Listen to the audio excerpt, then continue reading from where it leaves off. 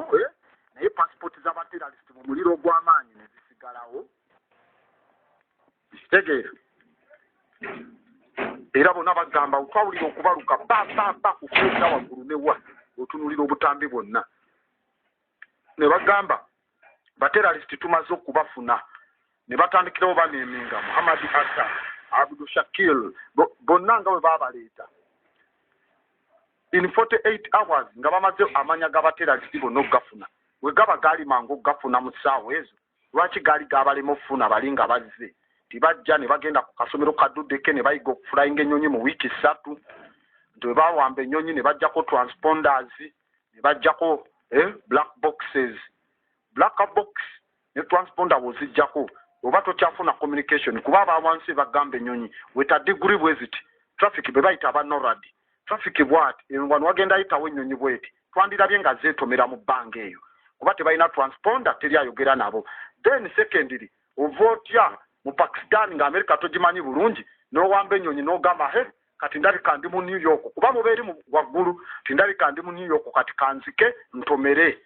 How do you know kubanga transponder yekutegeeza otuuse mu kibuga bwekiti yekulaga degrees z'otambudde newa ayize ennyonyi mu wiiki 3 tosobola kumanya ti ndi mu buwanvu webuti eno New York eri wano ne gujjeko transponder. It is not kyovola ba black box bazibuzaawo maloboozi nga tulinda tugawulireko agaalimu mu nnyonyi bazireeta buleesi ne bagamba era owulira abagamba abaafirwa abantu baabwe abasinga baali mu kizimbe bali mu bisimbe nyonyi ne bazireeta ne bazitomesa nga ziri ku autopilot bo ne babalula wansi kyobola ebizimbe ebyakkangamu ne bituulamu direct.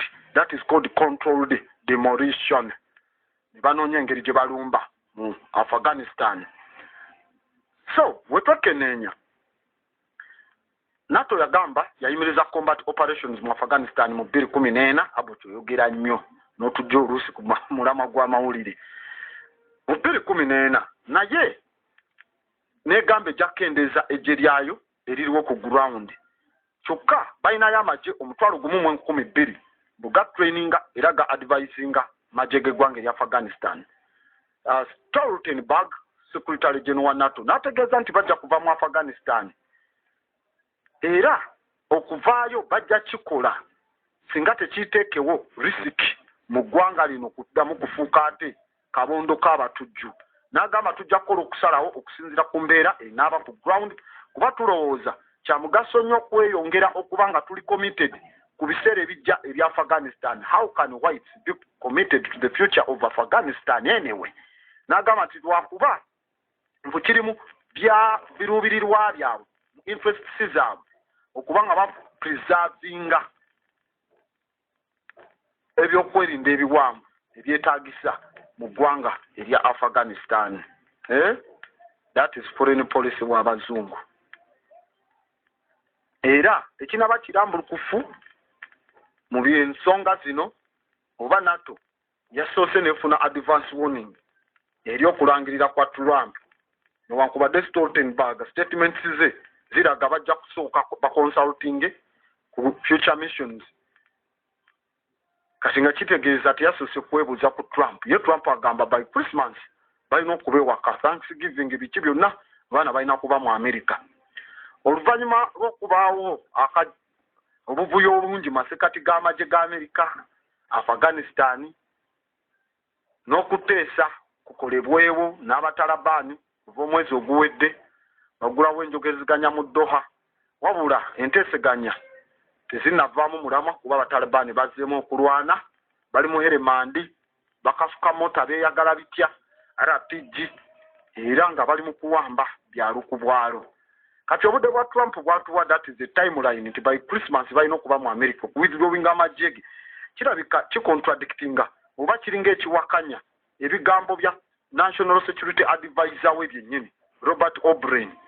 Ono yavuddeyo n'ategeeza nti amagye ga America gajja kubanga gasala gajjeyo just basigazeeyo amagye nga 25,000 ale 2021 nga tutandika 2021 naye sikuviirayo ddala kati kikulaga there is a contradiction yawo waliwo okubanga chain of command oba n'enjogereziganya nga tezikwasaganye masekati agaabo abakulu mu bitundu webityo. Tujja kuba nga tutambulira ddala tugendeko ndowooza soke tulabe satellite z'abarasha zino n'aba China tulyoke tujje tunzike ne China lumu. Ndowooza tujje tunzike ne China lumu. Aboti ofuuse luvu. Fugira mu bbwa. Well done, Gwandabot. You are a true monster. In our language, we call you Japonji Madiere. Japonji Madiera. Japonji Madiera. Odiambo Patrick from Mpanga. Thanks. Ojambo Patrick Wempanga. Agambye ya.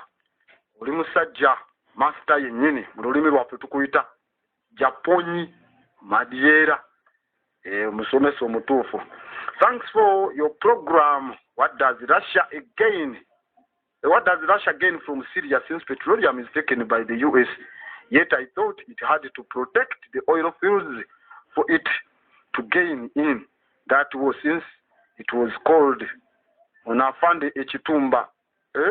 Afande Echitumba agambye Russia efunamu ki mu kubeera mu Syria kubanga amafuta America ye yeetwalira ng'ate twali tuloza ekigireese ku manzizi z'amafuta kati efunamu etya America ate nga amafuta yeetwala Russia tesima. Muganda nga olutalo lulina lutegeera bwoti. Abasajja bano balina system nga Russia buli kaseera bwe bagiteekako sanction ekwasa amawanga ga Europe agalina omukago n'Amerika ate nga ga NATO state. Russia gakwasaganya etya buli weegira n'ewakanya ebyabwe ne bagiteekako sanction ez'economics ez'ebyenfuna. Russia nga kyekola ekendeza gas bwesindika mu mawanga aga Europe. Jukira bo balina winter bamwetaaga gas okuwominga amayumba gaabwe okufumba bamwetaagira ddala. Kati yo Russia nga kyekola esala gas gweweereza mu Europe we musala ate ne mulinyisa ebbeeyi bwe babadde bawa cubic meters oba kweziti eza gas etuuka ne bagamba kati tuzisaze ate ne twongeza ssente. Kati amawanga ga Europe ne gaba ngasasula ssente nyingi ng'ate gas mutini nga buli bateekako ssente Russia esala gas gwebawa ng'eteekako ne ssente nyingi. Kati nga tebalina we bagikwasiza bagenda okusanga nga buli sanctions ze bataddeko be basasulira kuba yo Russia ekendeza gas ate ne mulinyisa ssente kati ate ne bakolamu nyingi bemugamba tugi sanctions tugiremazza wano mu byenfuna ate nefuna nyingi mumwe. Kati nga waliwo plan ey'okufuna pipeline egenda okuva eyite kata pipeline eyo ejje eyite mu mawanga awo agaliwo amawanga nga Iraq ejje pipeline eyite mu Syria bweyita mu Syria ebeeteka gas ku Mediterranean Sea oba ne bagiyisa mu Syria ejje kwate ku Turkey basobole ogituusa mu Europe oba bagiteeke ku Mediterranean Sea Europe efune wejja gas alternatively. Kati singa efuna pipeline eyo y'amafuta kitegeeza Russia eba tekyatunda gas waayo mu Europe era baba bagiteekako sanction eba tekyalinawo egamba mukendeza gas ne mulinyisa ssente kuba bano baba ne option baba ne walala kati gye bajja gas. Kati Russia n'ekimanya nti gas pipe eyo weeyitawo obuzibu buba buzze. Kati ng'abazungu bano bakimanyi pipe line eyo okuyitawo ya gas Assad mukwano gwa Russia. Kati tulina okugjawo Assad tuteekewo gavumenti nga gye twateekawo mu Iraq estooge government ey'ekitumbaavu ng'eziri mu Afghanistan eziri ku interests z'abazungu. Kati nga gye baagala bateekewo mu Syria kati nga balina okukuba Assad agende kuba yali tasobola bakkiriza kuyisa pipe eyo ate nga wokka weeyina okuyita. Kati Russia weekimanya negamba Assad alina obaawo. Kati yo oba mubba amafuta yo gas waayo emutunda mu Europe era ekyabaddaza. Kati ye kuba kubeezaawo Assad n'Assad bwavaawo kugendako omukulembeze era aprotectinga waleme kuyitawo pipeline y'abazungu awo kati kyekitwazaawo Russia yefuniramu ku pipe okubanga yokka ye monopolizinga ate constitution ya America tebakkirizibwa kukwata gaasi waabwe kuvaayo ba n'amafuta gaabwe bitunda outside United States of America kati gas Europe niwe bamukiba asala America tesobola mubaguza wadde ebaya mubba nejjawa negira tesobola abaguza ayina kusigala nga national security eya America kati Europe ebadde ng'eddaga nnyo ne ba NATO states kati ngaawo beetaaga pipeline eyo kyovolaba yes Putin agamba tejja kuyitawo Assad alina okubaawo bwe kityo afande kye bali mu kufunamu lwero olutalo tewaliwo birala nti Assad fuga bbi kumujjawo bayiseewo pipeline yaabwe. Thanks for the program. Thanks for the Why are most organizations like UN, UNICEF, World Food Program, UN, start after Second World War? I'm Robert Mugabe. Lwaki babitandika after Second World War?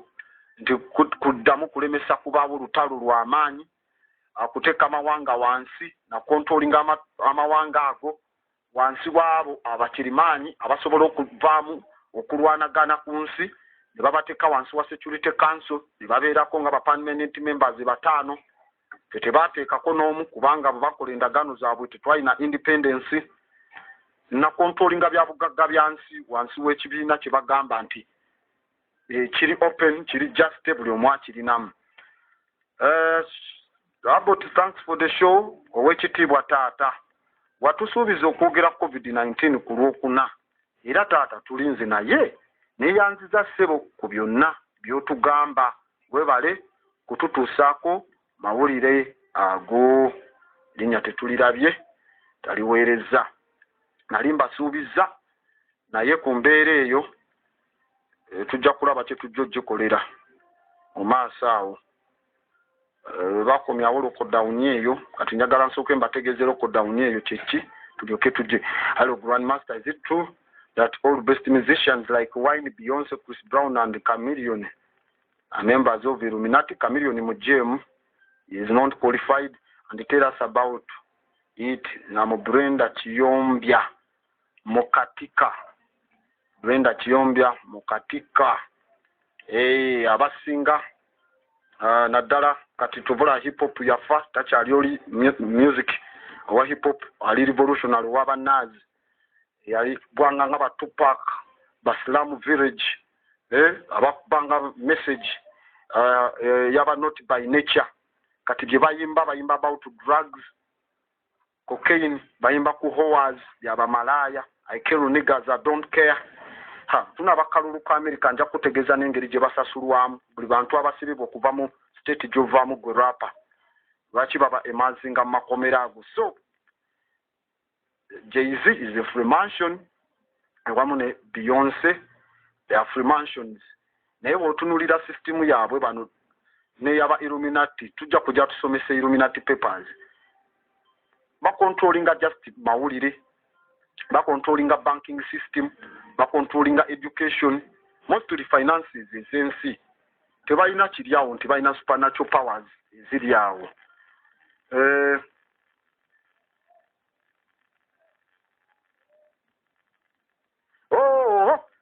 Nze afande kituufu nali mbaddeyo naye mugenda kukuba Al-Shabaab naye ekyewunyisa British Corps amagye ga Bungereza zezi traininga Al-Shabaab era tubakubirangamu bati kuche sente tufuna kwota kwezo zomanyi mu butuufu bafuna kwota nagambye Kabonganja atwalako ebitundu 7 bokumpi ne baba waka 3 ababbira ddala sente nnyingi nnyo mu mbeera eyo.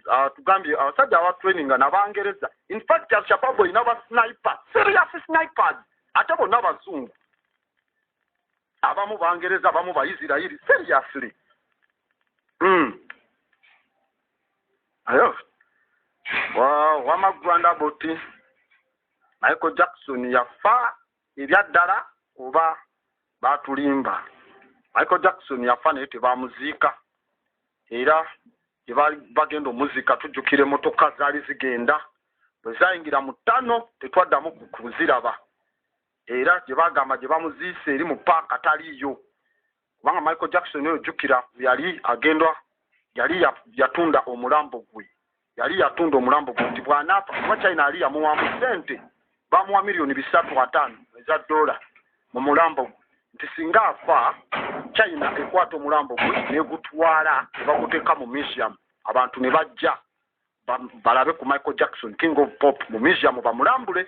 China yali yebaze ssente nnyingi ennyo kamala kati America agamba nedda era ojjukira enkayana zaabwe awo ne China gavumenti ya America yayina tusid okuwa China billioni 3 nagamba okufa kwa Michael Jackson kukozeseza America loss billioni 3 omulambo temugutwala King of Pop agenda atya eyo mu kifula ekyokulambula ekyamaanyi kuba kati singa abantu bagendayo mu Forest Park tebamuzikayo taliyo kati bamutwala abantu we bati babatereka ne babajjamu obwongo ne batandika obukolako psychoanalysis obasoma then bwe baba bakozese twita clone n'oku genetically modifying mu bantu obateekamu extra chromosomes oba genes endala bakozeseza abantu bwe ziti tulaba n'abalasha obwongo bw'aba Stalin baani ba Vladimir Lenin nabo babulina so abantu bwe batyo ennyo babajjamu obwongo ne babusigaza ne bastartinga neddukira MJ ebyamusa yali akoze ziri show ze bayita This Is It zalina kuba show 5 oba 3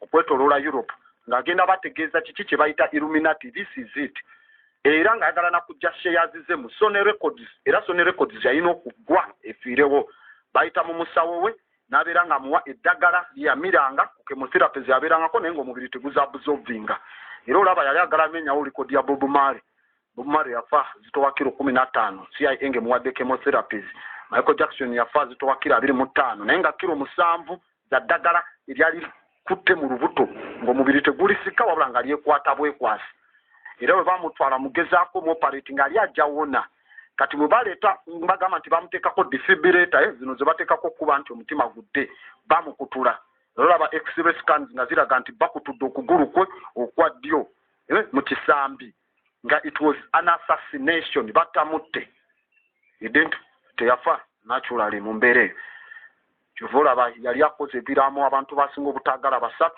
omuntu gwe yali asinga obutaagala yali taata we mu nsi owokubiri yateekako George Bush kuba gavumenti ya Bush yamuteekako nnyo emisango asodomizinga abaana MJ yalinga n'obusajja bwe wansi tebuyimirira abasodomizinga atya kuba abaana be ba Prince Michael bamujjangamu nkwaso ne bagikuba omuwala Munnayuganda oyo Muganda yalinga yaaya w'abaana be byonna ebya Michael Jackson yali abinnyonnyola bulungi era ye yamulekera ebyobugagga bingi then owokusatu muba yali asinga obutaagala n'abasitaani kati taata waba yasooka Bush n'addako sitaani n'abawaako 3 jukira Michael Jackson yali serious Israel ngekuba Palestine Michael Jackson n'agula enju mu Palestine n'agenda n'abeerayo Israel olwamanya waliyo Michael Jackson tebaddamu kasukayo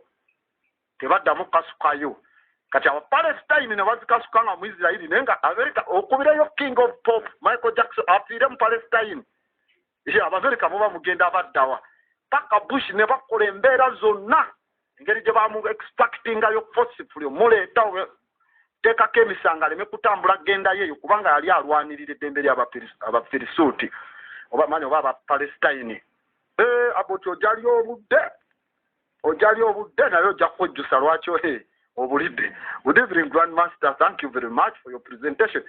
I request you to start making a live stream on Facebook because we are going back to school. Mudayo for Miss Education ngacha naku nnyo kati ate omuba mudayo kusomero Facebook munazifuna mutya nga muli mu bibiina lwakuba syllabus empya ene we mwinako masawa musambu soma emabega musomenga skills olw'eggulu simanyi oba bano abasomesa bamwe bafunye syllabus empya engeri gye balina ogisomesaamu obwo nabwo buzibu. Albert soke tuyiteko waggulu eri mu satellite zino tuveeyo otutegeze ku nsonga yaffe eri gye watugambye eya China erimu ne lockdown ejja kuba mpanvu dakiika 4 zinaagimala. Ali ku luleereetu ku mbeera bweti satellite z'amagye ba satellite y'amagye g'eggwanga erya Russia n'ey'aba China rocket ziyinza okwetomera olunaku olw'enkya bwe zeetomera tuba tugenda kufuna obuzibu mu space awo. Ekitegeeza ebyombo satellite eziri mu bbanga ezisinga zonna ziba zigenda kufuna obuzibu. Kasita zifuna obuzibu ezo miso z'abazungu ziba tezikyayina mulimo kuba ziri satellite guided, biba tebikyakola kati, buba buzibu bw'amaanyi mu space. Omulungi ogwokubiri mu 2020 satellite zino waliwo okulabula. There can be a potential collision mu lower earth orbit wansi eno satellite zitambulira okulwawo, era kisobola okuteekawo piece ne piece ez'obwo buvaako ng'obukutuseeko tandise sharpnails, obubajjobajjo. Kati obubajjo obwo bwe buvaako buba bugenda kwonoona satellite zonna eziri awo. Jjukira obubajjo busigalayo mu bbanga tebugenda kugwa. Kati satellite ez'ebyempuliziganya, ebyombo bye twetaaga ebirina okugenda mu space, zino kata zeetomera bwe ziti, obuzibu buba buzze tuba tuzzeeyo wansi. Kati ate nga tufuna amagezi gakunuunangayo obupapajjo obwo mu bbanga mu space kuba bugenda sigalayo. So that tusobola oteekayo satellite endala nga wali safe. Munange tekiwomesa nakabululu. Awo miso zaabwe zonna intercontinental ballistic missile ziba tezikyalina mugaso satellite kasita zikyankalana mu bbanga awo n'ebyempuliziganya biba bigenda kwonooneka. Kati ezo space debris waliwo gye tuyita laboratory ezinoonyereza, space debris tracking service eyitibwa Liolab yamaze dda okukuba emeeza. Oba waliwo roketi y'Abachina stage yaabwe eri mu bwengula eyo. Kati ne Russia satellite yaabwe etakyakola ey'amagye, era nga bagikasukayo mu mwaka giri egy'emabega Merini eri enkadde, era nga zino zisobola okwetomera mu ssaawa ez'okumakya ku Lwokutaano enkya. Bwe tulaba bw'otunuulira fly by ziyinza okujja mu proximity ya meters 12 oba fuuti 4 nga 16 Oktoba, ziyinza okweyisa oba ne zeetomera. Kati we zeetomera kiba kya tabu, era okusinziira ku kibaliriro ekiriwo ebitundu 40 ku 100 chances z'okwetomera biri bitundu 40 ku 100, obuteetomera biri bitundu 6. Ziri waggulu kilometers 991 waggulu, era gyeziyinza okwetomerera mu bitundu bwe zinasinkana mu eyitibwa the Waddell Sea egyeri ku Antarctica Peninsula, continent eri wali South Pole. Era kati kitegeeza this can be the potential worst accident collision, worst ku planet Earth. Feno tuba tetufunye ng'abantu naye ku technological wise tuba zigenda tuzaayo. Mukati ate tuba tulina okunoonya satellite oba technology anyunyuuta bushape Nairobi bugateewamu. Kati bwe buzibu bwa satellite kuba eba tekyavaayo kasaba zikasukayo. Kati peya ya zino bwe zeetomera buli emu ezitowa kilograms 28,000, ate zidduka ku velocity oba speed buli second. Satellite ezo zidduka kilometers 14 n'ekitundu per second ye speed gye ziddukirako. Kati ekintu ekizitowa kilograms 280 nga kidduka buli second kilometers 14 kiba fast. Ekitegeezaawo ziba zidduka bwe tuziteekera mu ssaawa, ekitegeeza eba edduka kilometers 5,2920 buli ssaawa. Essasi liddukira ku speed nga tuzitadde mu ssaawa liba lisobola okudduka ku kilometers 2,736 per hour ku speed yaalyo singa liba terigenda yimirira, nga terigenda yimirira mbulikoma wano range. Singa baba likubye nga ligenda kumala essaawa mu bbanga, buli ssaawa liba litambudde kilometers 2,736. Kati ziri satellite nga bw'omanya essasi bwe lityo. Kati ate zo buli ssaawa zidduka ku 5,012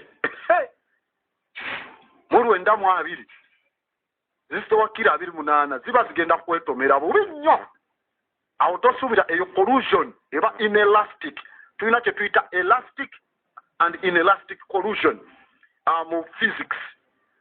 Elastic ebintu bijja moving bodies ne zeetomera ne zimuvinga off together kiyinza okuba nga zigenda mu direction y'emu naye nga emu edduka nnyo ey'emabega okusinga kw'edduka ery'omu maaso ng'edduka mpola wegikoona impact zeekwata ne ziba elastic they move off together.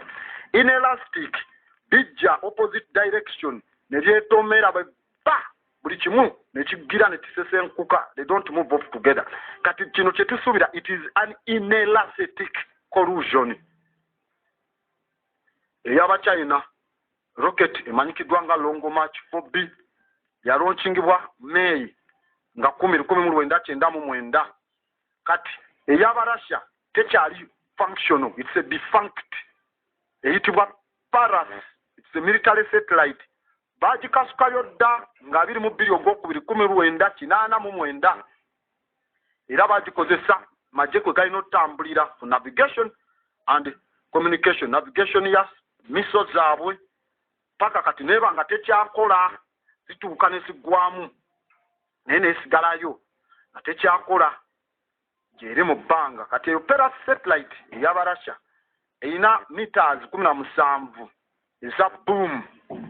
Kati bw'ogattako ezo ku collusion embeera eyinza okuba ey'ettapu mu mbeera bw'etyo.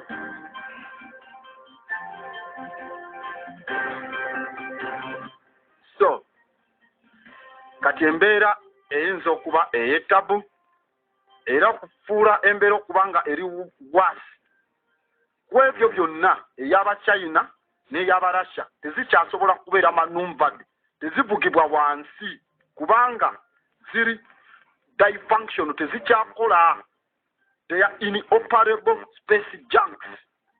Tezikyakola, obudde bwazo bwayitako dda ne buggwawo ebbanga lye bazikolera okubeerayo. Amafuta ge zeetaaga gaba mu egali zidduka naye nga tezikyakola, technology yali upgraded oba edda bazikasukangayo nga luusi ne control wansi eba ntini zibawa buwi kubasomera eri. Kati bwe tuddayo mu January twali tusuubira ziyinza okwetomera naye awo yali chance emu ku 100 ekyo ne kitabaawo. Kati zizino tulaba ebitundu biri 40 ku 100. Kolaida ereeta risk si ku bantu wano ku ttaka naye kireeta threat ku satellite ziri operational mu bbanga era n'ebyombo ebiri mu bbanga buzibu buba bw'amaanyi.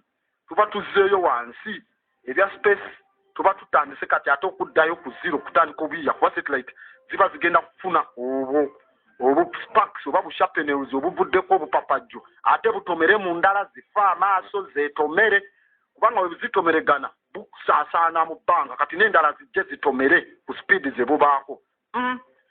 Awo embeera eba nzibu. Wano ballistic missile ziyinza oba tezikyakola kati batambulira ku coordinates.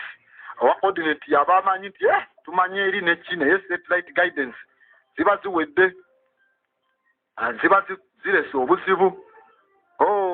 Era kitegeeza ki kasa zitomeregana obukwakuliza obwo oba obuntu space junk zisigala kuba gundi kasita omulimu gwayo gugwayo esigala mu space junk nesibeerayo mu orbit era kaba kadde budde okutuusa abo kye tuyita runaway cascade effect n'ebaawo.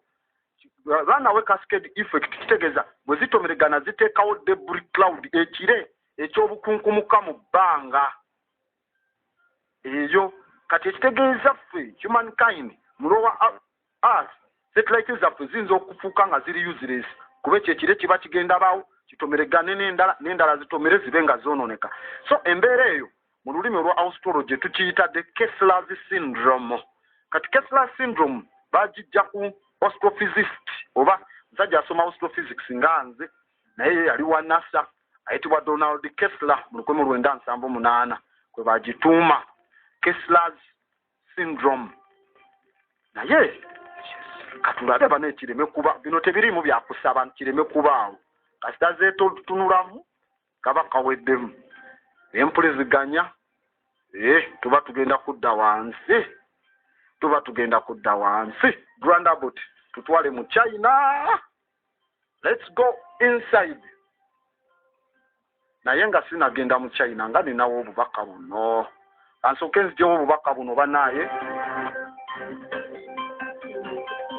tukanda bukushanga Burubuga Fort Portal ali Magamba Street nibakuje RM Metal Workshop tukanda bukushanga Burubuga Fort Portal ali Magamba Street nibakuje kandi bakwindira ubuhereza burungi munonga bakwindira ubuhereza nkobwe nyiji enchena nempango kandi bakuje bakwindira na gates nona gate je kusindika busindika ninge je kugura bigura nibakuje kandi bakwindira akabeyi karungi munonga nibakuje kandi amadirisa makina n'amahango gona bagakwindire aderu kandi bezitande byo kuzoka jina turuhanga uko nyine yampa abyona babikwindira mbekena n'ombe hango kandi nibakugira anti buri kimwe cyo nabakikwindira akabeyi karungi munonga nibashuguza adiwa kandi wakamwe nibakwakira kwenda kumaye kusingaho kandi basa kuba no baterera akasimo kabo ko mpagatiro akaziro mushanju 03 akina na mukaga ada nibiri atano nibiri hamwe na 0 mushanju 8 mwenda anshanju ni 3 04 akina na mwenda abo babeta aba RM Metal Workshop abo bohereza burungi muno.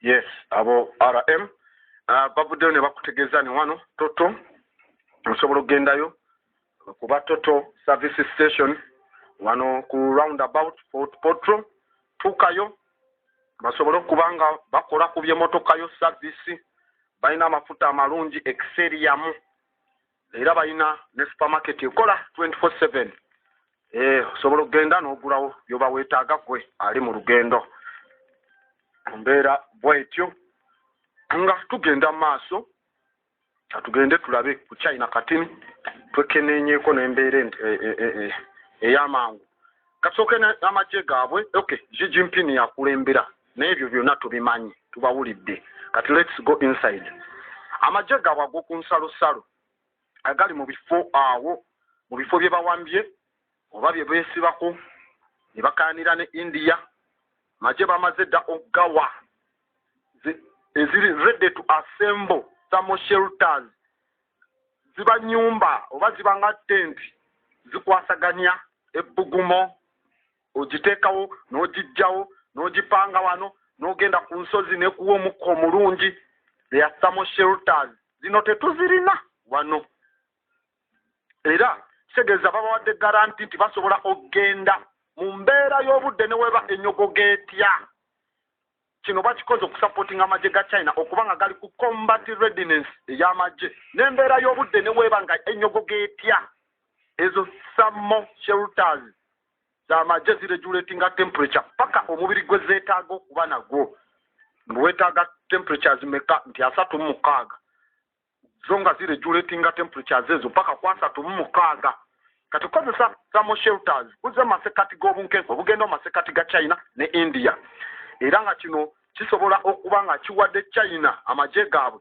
okuba nga galina okuba nga gesigika okuba nga gali ready for combat singa wabaawo obunkenke mu mbeera gye tuyingiddemu eya winter mu bitundu ebyo amagye galeme gamba kati tuzzeeyo twetaaga okuba nga tuli womu ate obunyogovu bungi akacyayi zo hot soup oyo gobeera muwuta mu winter w'eddakiika 3 naye baba mu buyumba buno some shelters kitegeeza baba steady afuluma nga ali ready temperatures ziba ziri ready ate bamwane ataya zayambala nga zitegekeddwamu ebbugumu zisobola omutwalako obudde zino zizimbiddwa aba Army Engineering University of the Chinese People Liberation Army some shelters zino zirimu ki zirimu dormitories mwe bwebaka mulimu ne canteens babawadde washrooms ebiyigo toilets warehouse microgrids heating equipment byonna ebyetaaga buli gye bayingiramu warehouse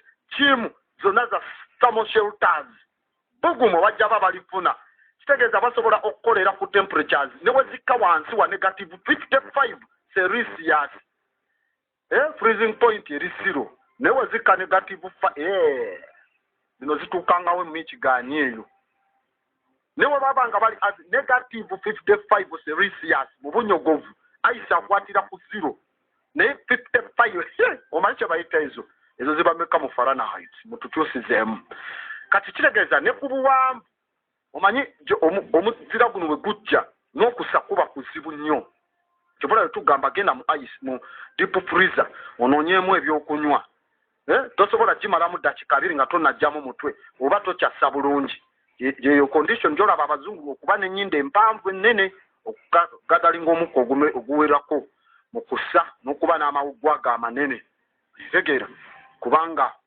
northern kulwadde obunyogovu obwo bubaayo kati okussa kwali kuzibu nnyo mu ice age kati kitegeeza ate nga bali ku nsozi waggulu mu meters nga 15,500 magye gasobola okuoperatingirayo. These are self-powered thermal insulation houses. Bamaze dozireeta twazirabako mu alpine areas myaka ng'ebiri emabega naye kati amagye g'aba China bazizimbye bazireese era ku Yanfeng avuddeyo n'atutegeeza ku bazizimbye nti olw'okulaga nti luno olutalo lwa India ne China terujja kuggwawo ku nsalosalo obuyambi bwe baleeta logistic support n'okuwa abasirikale moral ng'obunkenke bweyongera mu maaso kino kiraze akabonero nti tebagenda kussa mukono wansi. They will not. Tebajja kussa mukono wansi kuba baba batandise okuwa kamu shelters kitegeeza temugenda kujjawo magye gammwe ku nsalo awo. It is going to be there. It is going to stay there. China eno mulaba lockdown ze bazzeemu okulangirira mu Europe n'amawanga ne baddamu amalala okukoppa aga Africa. Lockdown ezo za kigendere ku shutting down gwanga lya China. Lockdown za kati wano ne tukoppa naffe tudde mu lockdown. Kafuyo ekomyewo amanyi kafuyo ya wano gikomyawo ababaka badde balina kwewandisa leero n'enkya luli bakyusa ennaku ne bagamba mwewandise nga 15 ne ate nga Museveni abagambye ate abaana mbagala ku ssomero nga 15 kitegeeza jjaamu abamungi mu kibuga abaana nga badda ku ssomero amasomero gonna gasinze gagambye twagala badde abasinga bajje nga bagenda kuba mu kisulo kati awo jjaamu mungi emmotoka okutambula kuba kuzibu abaana nga bagenda ate system nga yo eba n'emmotoka gavumenti ezaayo nga 15,000 zitaxi ezibaamu basobola okumanya abo kyagenda kwesimbawo aveeri ne bakozinga jjaamu ewuwo todda mu maaso todda mabega bw'ofuluma nti ate otambuze ku bigere jjukira ababooda bonna bavuga abaana bakola ki ogamba kantuule ku booda entwale nga bakwata oli mubaka oyambadde n'obukofiira bwammwe obwo okumamu bantu muliro ogenze ku poliisi togenda kwewandiisa. Sekendire kati oba olina kugumiikiriza obudde bw'okwewandiika bubeere ng'oluusi bukuyitako bintu ntuwe bityo date politics naye we are not concerned with that. Naye kati ebya mawanga gaffe okopa lockdown Bangereza okuziddamu ziteekawo gwokubiri amawanga g'abazungu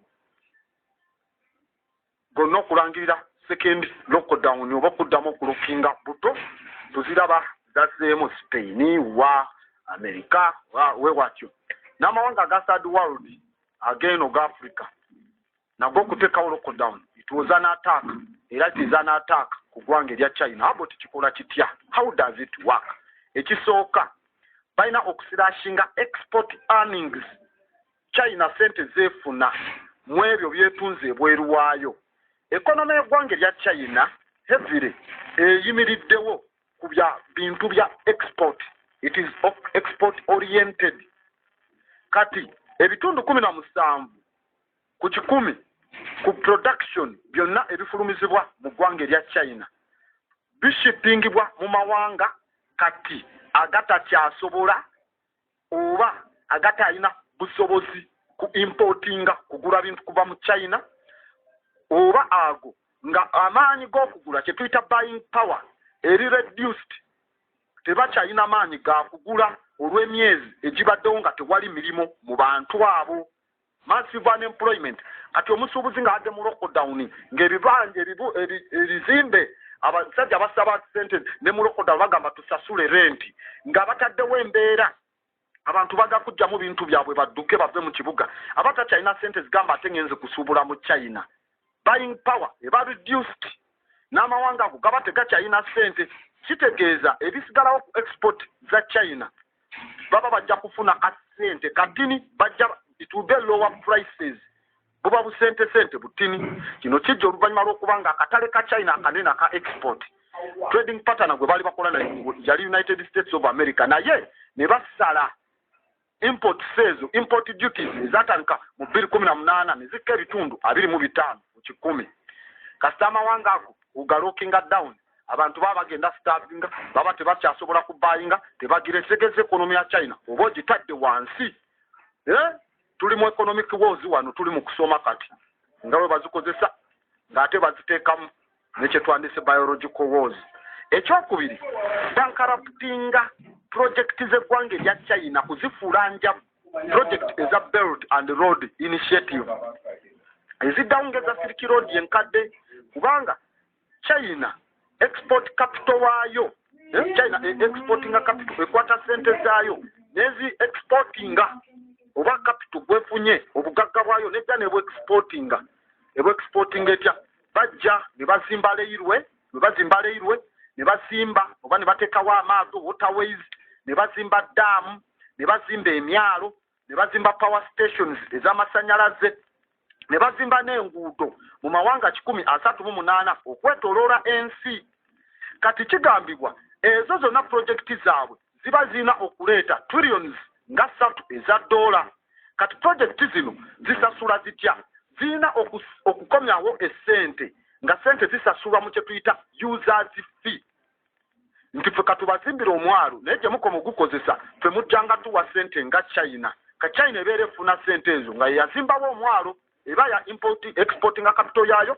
nezimbaawo nga bw'olaba nti oluguudo olwa Southern Bypass e Kampala okulukozesa osasula sente naye sente ezo gavumenti ezitwala ng'esasula abachina abaluzimba nti oba kasatu nalutambulirako emyaka oba emeka sente zaabwe zijja kuggwayo oba teekawo lockdown ng'emmotoka teziyitako nga tetusobola kugula amafuta kuluvugirako na kulusasula etegeeza gavumenti ya China eba tefuna sente ng'ate yo yateekamu sente oluguudo tejja lusitulayo egambe enguweze luba lusigalayo eyo kati ye eba ekola ki loosi kati lockdown project ezo user fee oba ozirinnyeemu lwaki kubanga amawanga ga third world n'amawanga amala gaba tegasobola kuddamu repayinga loans China zebawadde era nga kitegeeza China eba egenda kukola loss mu trillions ebyo byonna lwaki abo tebabigoberera babigenderera ekyokusatu kulumba kyetwandiise Chinese commerce obusuubuzi bwabwe worldwide okulemesa abachina mu competition naddala mu electronics kampuni nga Huawei kampuni nga TikTok zabaningibwa mu America mu Bungereza era nga chief financial officer wa Huawei bamujairinga musibe kati ba scientists b'eggwanga erya China ne ba students abasinga batandise oba deportinga babajja mawanga ga America babajja mu Europe bonna ba scientists baba deportinga kati ate nga sanctions America zeteeka ku Iran ne Venezuela ziri design kusala export za China eza petroleum kuba China ekola exports ku petroleum ku nkola ezandibadde eza Iran wamu ne China bagabafunira oba ne Venezuela China egajjayo yo negenda nebanga yegatunda negajjayo negatunda nejjamu ne Iran ne ashitegeera egajjayo ngetaddeyo nga company naye nga ga state kati kwe kubateekako embeera eyo ba student baabwe aba technology baba deportinga ba scientist baba deportinga mu ddeeyo ewammwe kuba babadde bali eri nga bazimbayo technology amala wate emirimu gy'abali kati mulina kudda wammwe so kitegeeza webyo by far damage eriwo ku economy ya China ekitegeeza ye lockdown era damage ejja kweyongera kasita economy ezensi zeyongera okukka wansi eno economic vacuum eba eteekawo kyetwandiise ebbala obw'amaanyi ku industry za China eza export ne banking system yaabwe kuba kwe balirayinga ebadde efuuse kirimaanyi you have to break it down mu mbeera bwekyo kati waliwo attacks endala bbiri ze balina okukola esooka military attack United States of America yasindika amaato gayo twagala ba fleet enene mulimu aircraft carrier bbiri ne bazitendika mu coastal waters z'eggwanga erya China. Australia kati eri mu kuzimba base ku buzingo obuli forward obutunudde mu ggwanga erya China era ne Japan ne Korea amagye ga Japan gakozesebwa America ne Korea eri awo bagyetoolodde era nga kino baga beefing up era nga Japan kati erina mu nkola za kukkiriza kuteeka nuclear weapons za America ku matwale gaabwe agaba Japan just in case they can confront China, they can confront North Korea. using nuclear weapons. Akitegeza US eyongedde president oba spending yayo ey'amagye oku-advancinga n'okuzimba nuclear weapons.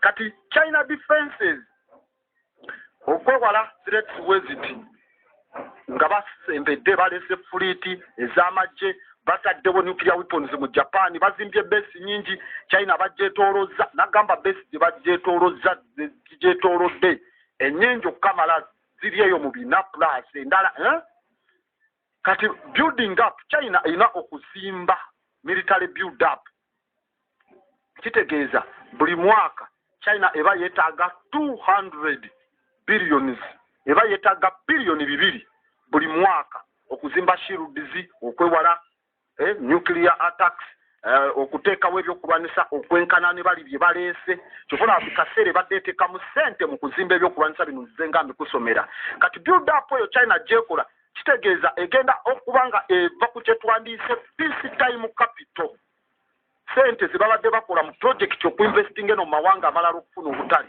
baba bagenda kuzijjayo baleme zinvestinga mu ebyo ebibadde bibaleetera sente baba bagenda kuziteeka mu military sector.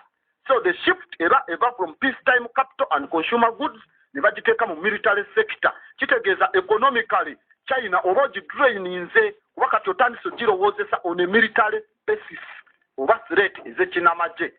Sente we bandizinvestinze walala okusaasaana ogire wanene nnyo baba bagenda kati kudda kuzispendinga amagye kyo balaba buli omu atesitinga mu biseera bino bye tubadde tulaba ono azimbye emiso eno n'akaseera Amerika ereese eno nale nga bwe tubadde nga tulaba nga byebiriwo kati sente ezo ng'abantu bali mu lockdown nga joyina n'okujja sente enguudo ze wazimba ze bakozesa n'emyalo n'eddamu tebikyakola nga wa investinga kati ate nga z'olinawo ewaka olina ate ziteeka mu military.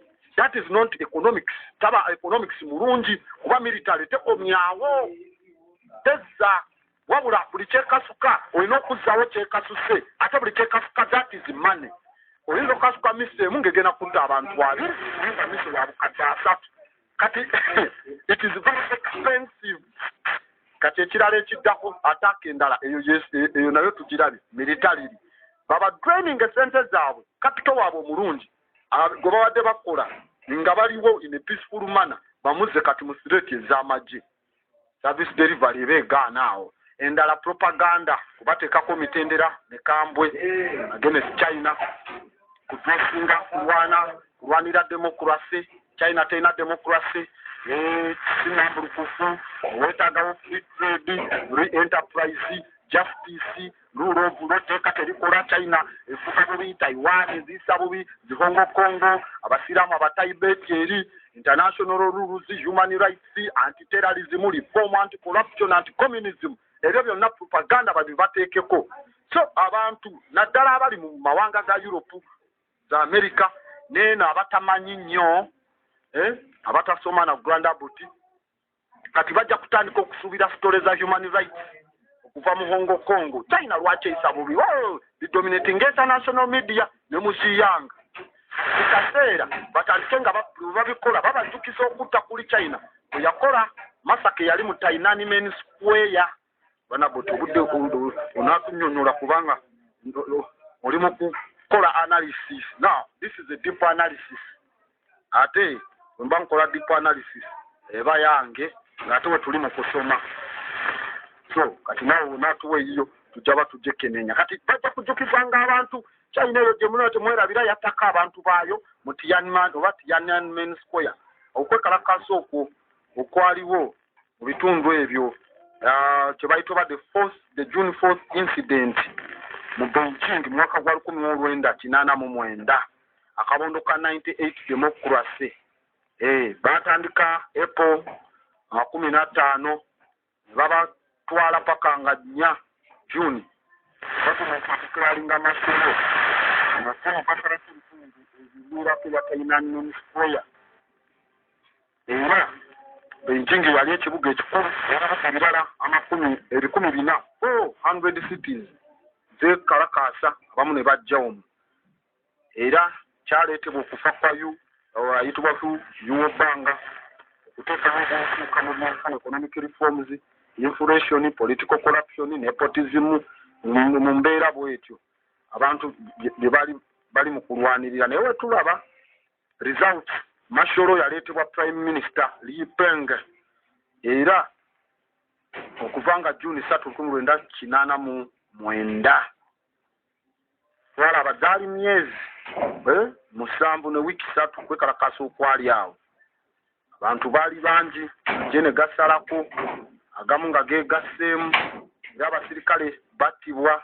abantu bangi ne bafuna ensonjogo enamba z'abaafa muganda wange nzibuna kubanga ozimanya oyinza n'obutazimanya bagamba bano waafa we bati bano bagira we bati bano tewaliwo namba eriwo naye nga bali mu nkuyanja n'enkuyanja ez'abaafa mu mbeera awo kati bajja kubeera babikujjukiza obutambi babugjeyo ogambe abasajja obwo busajja nga bubi kubanga bwe baba balookinze down mwe temumanya biri bweru kuba temutambula temukola ki kati tebakutegeeza biri ku fronts ndala babeera naddala mu abalaba ebyo propaganda TV WCNN BBC Aljazeera otegedde nnyo ensi bwetambula bino tebibaako kati babeera bakulaga ezo batandika okuyanga story nga zonna ziri anti-China okusingira ddala anti-China kati tuwoziraba okukota mwe bakuleetere documentaries engeri gye bapersecutinga aba Christians China gyetamu abakristo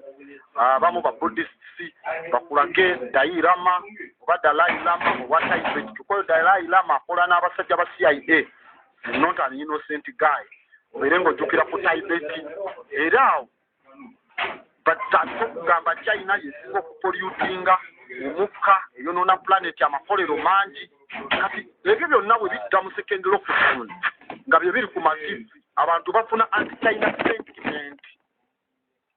anti-China sentiment kati ne donor states we zikuwa sente bagamba tukuwa sente kubajjukira ensi zaffe zijja ba economically tukola sente naye tukola sente kampuni za China nozikuba mu nsi tukuwa sente contract ne China cancel them oziwese kati yo polluting ensi era bakwogerere ku Chinese Communist Party bagikuba amagi it's an evil organization eri ensi era bakiteekeko we call it the Orwellian hatred kati attacks zino zijja ku point etali ya yetapu bweti China eri mu kubanga embrace kati twita large scale automation automatic byeri mu kukola byetaddeko nnyo sente ya tekinologi bitwagetaaka kapito nene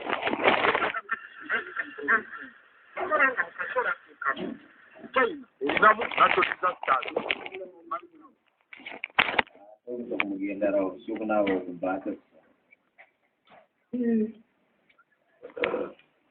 Adana moto na sauti kalia na mchezo na butukiwe na sahuye mchezo itafuta kumazana kwa kwenda zile wajiki ngine ndio wajiki nilivimea bana abazungu balina amaanyi okonvisinga ensi abasajja bano Anglo-American Financial Airlines balina amaanyi okonvisinga ensi worldwide okulockinga down lwaki kuba olinga UN beba controllinga World Health Organization beba controllinga organs eza mass media ezisinga jina world military deployment basalawo muleta amajje mu Somalia batwadde Congo tukasaddewa bakontrollinga finance solar empire elaborating a political crime financial propaganda and cultural networks dola yekola ekekeka baba bebakontrolinga ebitongole ngabi basobola okuinfluencinga ne bagamba buli ali signed mu World Health Organization lockdown n'abakulembeze baffe n'emitwe ne baggalawo bubitatukwatako kuba bali ntalo zaabwe ziri this is a warning shot bwe tunaatuukira bwe tunasoma mu ndaawo ojja kumanya engeri gye bakikolamu so eyo system basobola ogikola kuba mu lockdown China ebadde basusseeko kati baba bagirina eba etandise focusinga ku military hardware investments zaayo ziri overseas tezikyaleeta ssente amabanja tuba tetukyasobola zisasula ate ababawa funds nga babagamba tubawa dollars, don't do business with those guys. Oba si kyekyo ekonome zammwe kazisigale nammwe wansi kati ku mululu gw'abaawano nga bw'ogumanyi baba balina okukkiriza. So what do they hope to achieve? Biki bye basuubira okwakivinga? Tusobola okuteeka side amabbali ansa ennyangu ng'eya world domination baagala kudominatinga nsi ni world order, corporate grid, omululu financial control oba it is the 1948 style mind control oba surveillance state. Wabula kiri fundamental kya musingi nnyo. World dollar empire na British empire eyasookawo ey'Abungereza efuze nnyo n'amatwale kati world dollar empire yo bafuze kumpi ensi eno emyaka na China yeyo kevuddeyo mu myaka erina okuchallenginga empire eya world dollar n'ey'Abungereza.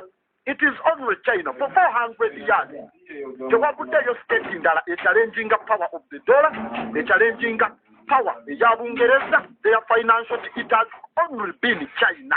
So it is a threat. Kati if China webatesobola kuwonoonebwa, if China cannot be destroyed, kitegeeza the dollar empire ejja kuba vanquished.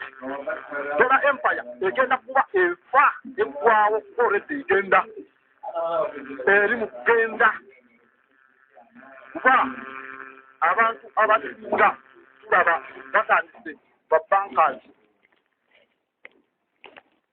okulaba China sente yaabwe genze mu economic basket kigenze mu bwekiti kati kye balaba China eno kujonoona. What do they think? Kiki kye beetaaga? Balina desirable method esooka kukyusa regime mu ggwanga erya China era nga government erina okuba nga eri overthrown.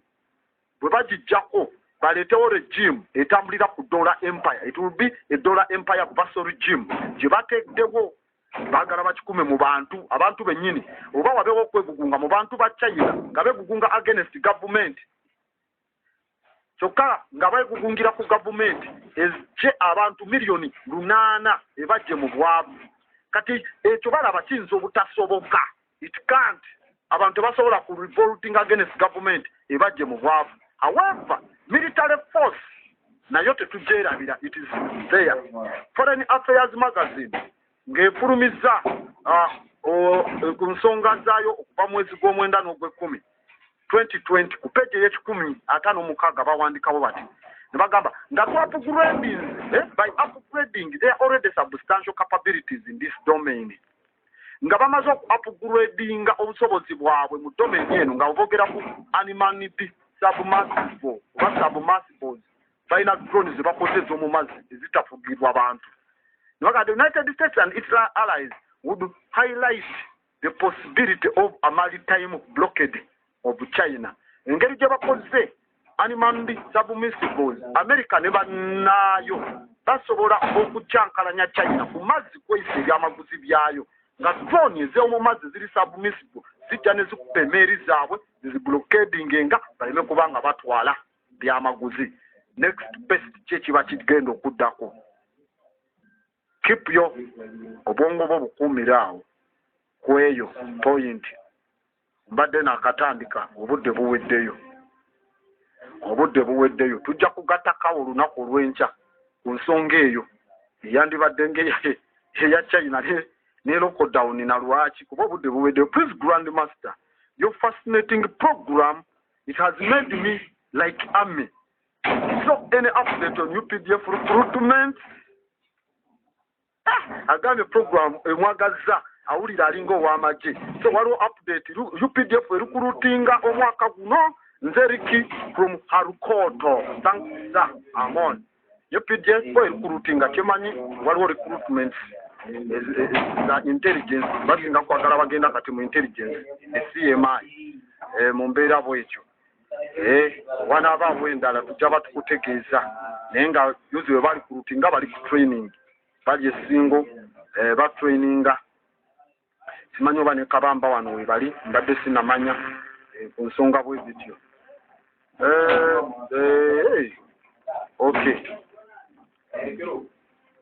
Okay, tukulabye wa Lukoto. Oh, Mr. Abbott, tell us about North Korea, South Korea crisis, and Ronald Makando Mandako.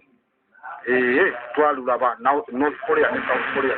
North Korea juzi yakola parade y'amaanyi ennyo naye olutalo lwabwe olwagwa olwa 1953 lwakwateza awangu bafuna ndagaano ya armistice yakuyimiriza ya ceasefire. Hello Musomesa Abbott, my question bambi, may you tell the objectives behind the operation with creation, kubanga we are realizing that all animals and plant breeds that brought hazardous and incompetent to our nature, indigenous breeds. Bali batuwaddeko bwa chief strategist ku nsonga eyo eya OWC operation with creation nga office eri ku Serene Suits ne ku J&M wali bwebajja. Ensonga ezo tujja zoogerako naye ate bw'otunuulira singa si world creation eno gwali wano bakunsiga eziri hazardous ezimu waliwo kye tuyita hybrid ne GMO. Kati hybrid teba GMO naye emmere okubawo mu biseera bya lockdown eno singa abantu tebaabawanga bitooke kuba ffe ababeera mu bibuga tetwabyekenneenya nnyo naye omulimu gwa operation with creation gwatendawo emmere lockdown ebaddewo eri tetufudde enjala. Grand Abbott, you had told us you gonna twakubuse dda. Kindly talk about obudde nobuweddeyo. Kindly talk about aliens. Hello Grand Abbott, true that all best. Okay, twakusomye dda. Kiyombya Brenda nakutegezaako. Grandmaster, tell me about the death of Adolf Hitler. Ne babagamba yafiiramu teyafiiramu omwo, the guy died in yafiiramu Argentina, yali agenda mu Antarctica. Nja kuba mbibategezaako. Ebisigadde tujja bikwasaganya obudde bwaffe buweddeyo. DJ Amos yatuuse dda, ndowooza ajja kuba abatuusaako omuziki omulungi old school mu programu ezigenda okuddaawo naye passport z'abateralist mu muliro ogw'amaanyi ne zisigalawo. Kitegeera era bonna bagamba twawulira okubaluka ba kukweza waggulu ne wa otunulira obutambi bwonna ne bagamba bateralist tumaze okubafuna ne batandikirawo baneeminga Muhammad Atta, Abdul Shakil bonna nga bwe baabaleeta in 48 hours nga bamaze amanya g'abateralist bonna okugafuna. We gaba gaali mangu okugafuna mu ssaawa ezo, lwaki gaali gaabalema okufuna bali nga bazze tibajja ne bagenda ku kasomero kaduddeke ne bayiga okufulanga ennyonyi mu wiiki 3